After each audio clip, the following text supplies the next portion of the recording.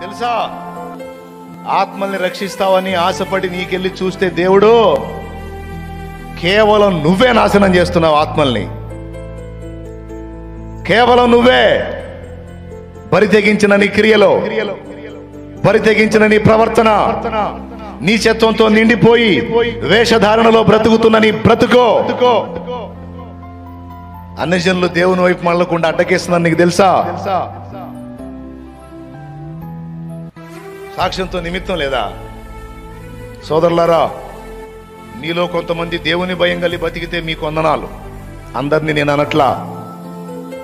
బరి తెగిస్తున్నారు చూడు, తెగించి మహాగుండె ధైర్యం చేసి బాహాటంగా రోడ్డు ఎక్కుతున్నారు చూడు. ఎవరేమనుకుంటే నాకెందుకు, నా శరీర వాంఛ తీరాలి, లేకపోతే నాకు ఆశలు తీరాలి, నాకు డబ్బు కావాలి, లేకపోతే నా కోరికలు తీరాలి, నాకు లోకం కావాలి, లోక సంబంధమైన ఇచ్చలు నేను చంపుకోలేను, దానికోసం ఎంత నీచానికైనా దిగజారుతాను, నాకు కావాలి అని బతికే కొంతమంది ఉన్నారు.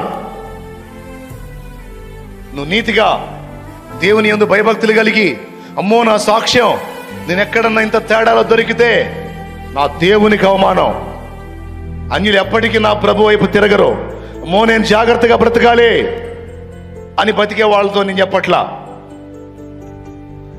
ఒకవేళ అలా బతుకుతున్న వాళ్ళు ఎవరైనా భవిష్యత్తులో గడ్డి తినే ఛాన్స్ ఉంటే జాగ్రత్త.